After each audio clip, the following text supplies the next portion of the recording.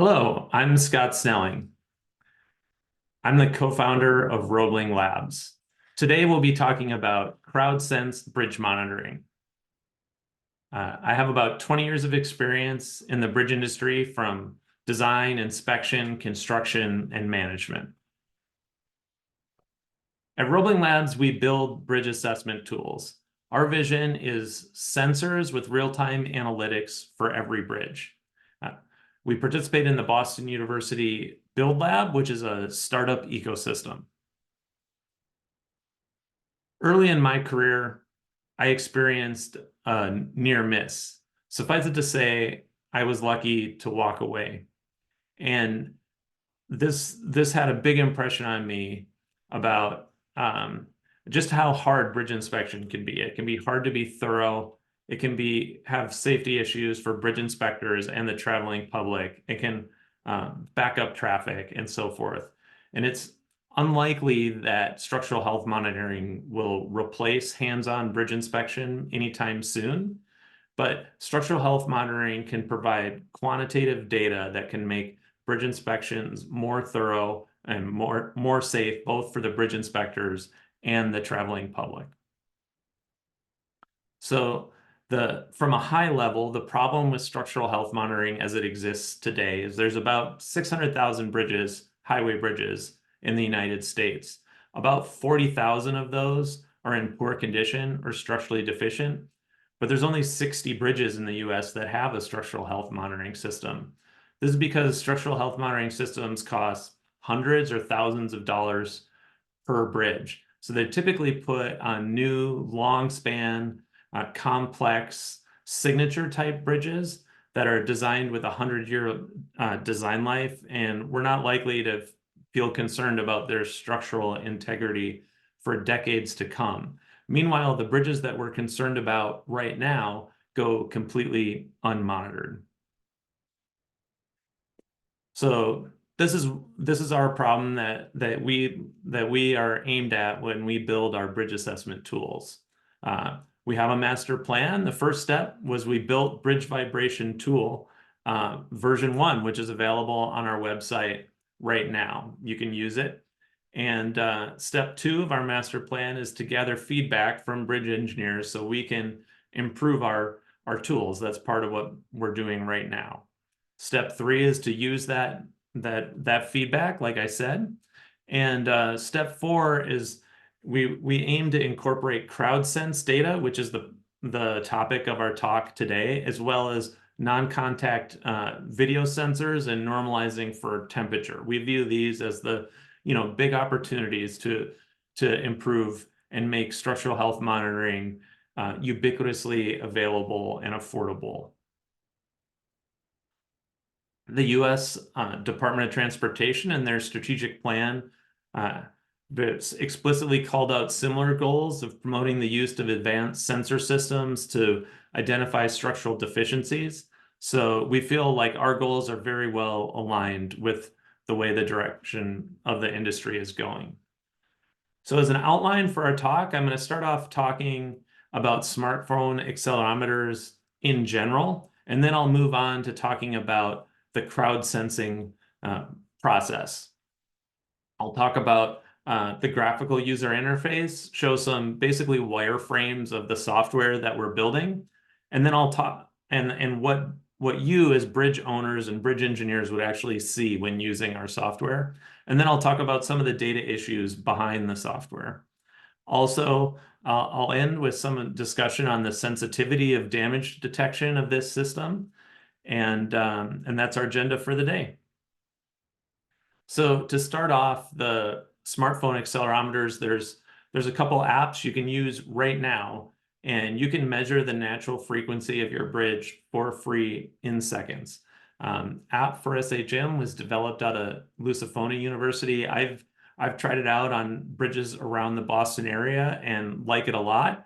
And it inspired me to build some versions of our own and build from what has been started at Lusifona University. All of the code we've written is available open source, so you can use it and modify it for your own purposes, as well as bringing it up on your phone and doing bridge measurements right now. So some of the pros and cons of what we call our bridge vibration tool. The biggest pro is it's free. You can start doing some structural health monitoring totally for free right now. You'll have quantitative data. You can download all your data, keep it on your servers, have full control and access to that data. The smartphone accelerometers are basically as accurate as commercial grade accelerometers when it comes to structural health monitoring purposes. A number of different research efforts have basically proved that out. And then the costs of using bridge vibration tool are totally negligible when you have inspectors that are already on site. And if they're already on site with their smartphone, in a few seconds, they can collect bridge vibration data that's quite accurate. Some of the cons is that natural frequency is very temperature sensitive, and it's more temperature sensitive than it is sensitive to damage detection. So that's one of the big challenges in using natural frequency as a damage sensitive feature. Also, if you don't already have bridge inspectors on site and you're trying to send your bridge inspector specifically to take measurements, well, that's going to get very expensive very quickly based just on the travel time, not the measurement times. Also, if you're wondering, my bridge had a vessel impact, or there was an earthquake, or there was a hurricane, or a vehicle impact, can I use this tool to quickly assess if there might be damage on the bridge? And yes, you can do that. You can do that right now. The trouble is you need to have already collected training data on the bridge. So you need to have started using the tool beforehand. And also those readings need to be at similar temperatures to what your training data temperatures and your new field data temperatures in order to do damage detection need to be comparable, or a natural frequency won't work. So it may sound a little weird, or you might be skeptical. Can you really use smartphone accelerometers for structural health monitoring? Well, there's a number of university research efforts that have been working on this for almost 10 years. Columbia University, which is my alma mater, they published the first paper in 2015 where they did laboratory testing and really confirmed that the smartphone accelerometers were comparable for structural health monitoring purposes to the expensive commercial grade accelerometers that have been more commonly used in structural health monitoring. So that's really exciting. And then, as I mentioned, Lusophone has made their app and done a lot of research. There's been other research as well. Some of the newest research, MIT has what they call the Sensible Cities Lab, where they do crowd sensing. And they do crowd sensing for traffic and potholes and air quality. And it's really about getting the big data from sensors that people might already have distributed all around the world or the city or the country, and being able to harness that data and use it for other purposes. And they've been publishing specifically with bridge monitoring in conjunction with West Point Academy and Lehigh University. And their work is really very exciting. So what is crowd sensing for bridge monitoring? Well, you get accelerometer data and this is literally phones sitting in vehicles driving across bridges, or even some of the more modern vehicles have accelerometers built into the vehicles themselves. Either way, you need to get that accelerometer data of vehicles crossing bridges, do a bunch of computations and analysis, and what you can produce as an output is bridge mode shapes. And you're able to use that as a damage sensitive feature.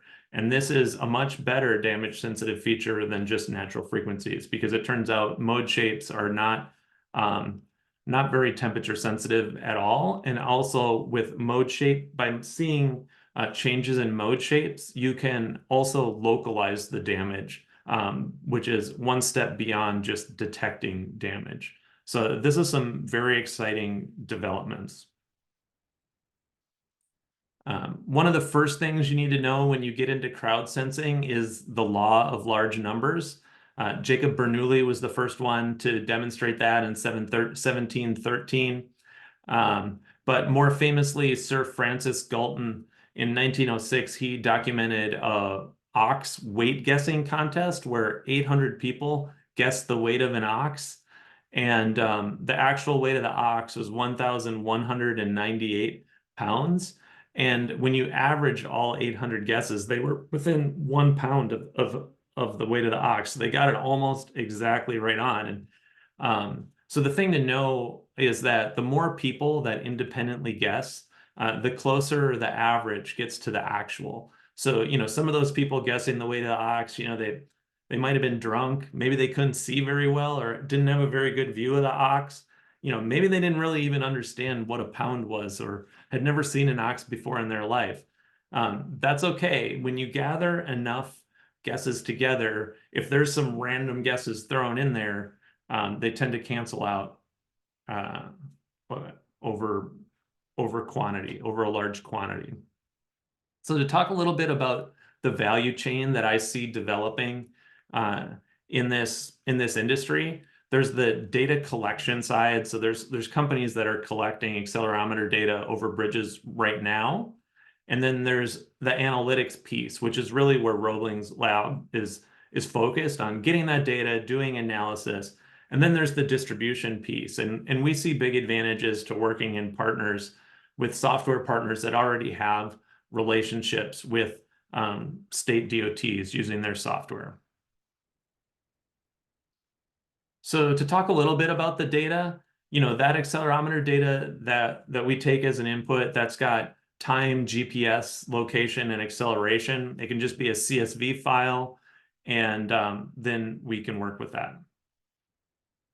From there, we calculate mode shapes, and there's reference mode shapes, and then there's the real-time mode shapes. And then by comparing those, if they line up, then everything's good. And if if the mode shapes deviate, then that's a potential damage detection that would be alerted. This is done with something called the modal assurance criteria, and that's a way of comparing mode shapes to how comparable they are. A 1.0 means that the new mode shapes are exactly the same as the old mode shapes. 0 would be no correlation at all. And so most of the time, if you're getting mode shapes that are in the high 90s, then pretty much everything's on track. So this is an example of a wireframe of what you as a bridge manager or bridge engineer would see with a Crowdsensed bridge monitoring software program. You would see the mode shapes where the black line is that reference data, the historical data. The blue line is the new real-time data that's coming in. And then the MAC, the modal assurance criteria, is that number that quantifies how similar those modes are. You can do that for each mode in the structure. And then you can calculate what's called a TMAC, the total modal assurance criteria. And that's a way of summing through all the different vibration modes that the bridge is experiencing, comparing the new with the reference and summarizing it in that one TMAC number summarizes the whole thing. If that number is almost 1, then you're good to go. And if it drops, then there's a concern of damage. So this is the second screen that you would see on the software. You would see the MAC for each mode and the TMAC, which is the total for all the modes over time. And if there's a sudden drop, then that's a suspected damage event where bridge engineers should go to the field and investigate what's going on. So damage localization can also be done. So by looking at the areas of the mode shapes where they've deviated, that can be traced to actual locations on the bridge. And each square kind of corresponds to an area where the GPS readings are grouped for analytical purposes. Okay, so let's say you think, oh, that's great. I'd love to be getting all that data on my bridges in real time. How can I start?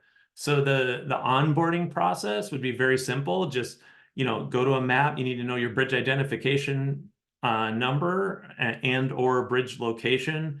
And then those GPS points of the start and end of the bridge need to be very well defined, because that'll basically fence off where the GPS data is being collected and brought into the system. You can click subscribe now and we'll take it from there. If you do have mode shape training data, maybe the bridge is outfitted with fixed sensors, or you have a very detailed computer model, you can upload those. Otherwise, you can just start right away, and you can use the Crowdsense data over the initial period of hours, days, weeks, or months to do that, and use that as the training data. So I'd like to do a little wisdom of the crowds right now, which is I'd be very curious for you to take take our poll of how much do you think bridge owners are willing to pay for real-time Crowdsense bridge monitoring? And that's going to be one of the important questions to know if this is going to be viable or not. So some of the data issues behind the scenes. These are just a list of companies where bridge accelerometer data could be procured.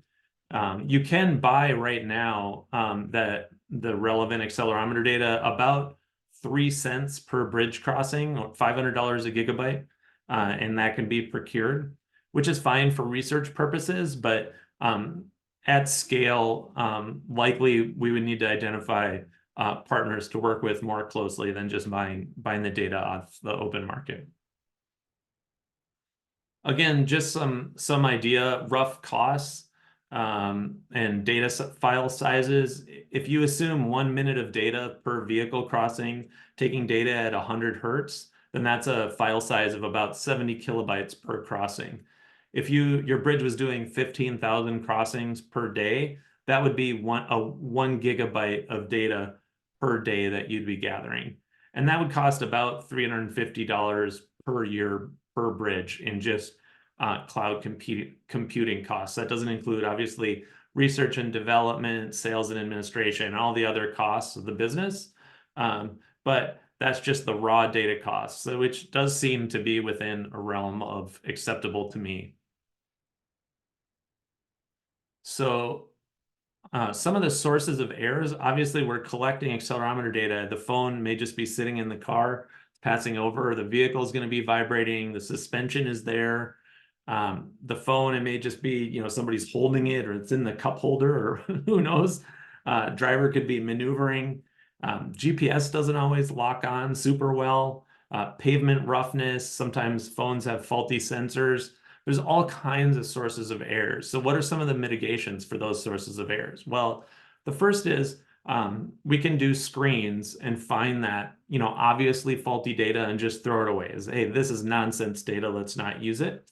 But more than anything, crowd sensing relies on the law of large numbers in order to take all those inputs that are highly variable and find that accurate signal within the noise.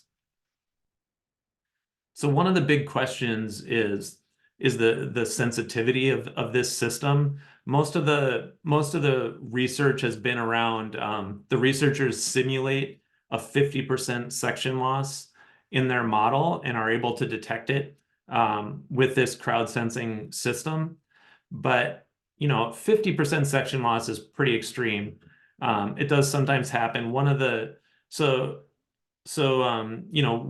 CrowdSense bridge monitoring be sensitive enough to detect these cracks that were at the I-40 Hernando de Soto bridge? Yes, I believe it would be. And those cracks went undiscovered for years. They were finally found in 2021. The member here was totally fractured. They went back, and there were in photos from 2019 where you can see the crack 80% full through. But then there were kayakers from 2015 that had pictures of them kayaking underneath the bridge. And the crack, they went back to those photos and saw that the crack was even visible in the kayakers' photos in 2015. So some pretty large cracks went undiscovered for a long time. And this system would have discovered those much, much earlier. But I think a threshold of probably about 20% section loss would be very acceptable. But 50% is pretty extreme. If that's the best we can get out of CrowdSense bridge monitoring, it's not going to prove to be that valuable that often.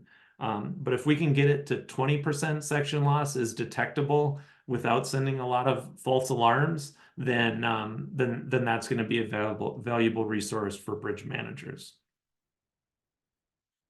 So really, what I'm curious and I want to know from you is how might crowd sensing help you better manage your bridge? That's your bridges. That's really a question. I want to hear back from you. If you're a bridge owner or bridge engineer, what do you think about this? And also, we're seeking partners to do pilot projects. We're looking for bridge owners that are interested in crowd sensing. We're looking for data scientists. If you are good at coding in Python and you really like bridges, we want to meet you. We want you to join our team and work on this important problem. And if you're a company that has accelerometer data, we also want to talk with you. So that's what I had today for crowd sensing. These are some of the references that I've relied upon. They're in chronological order. If you read these different research papers, you'll be very much up to speed on the state of the art and what's going on in structural health monitoring and crowd sensing with smartphone accelerometers. So with that, thank you so much for joining me today. And please, I'd love to hear your questions and clarifications and thoughts on CrowdSense bridge monitoring. Thanks. Bye.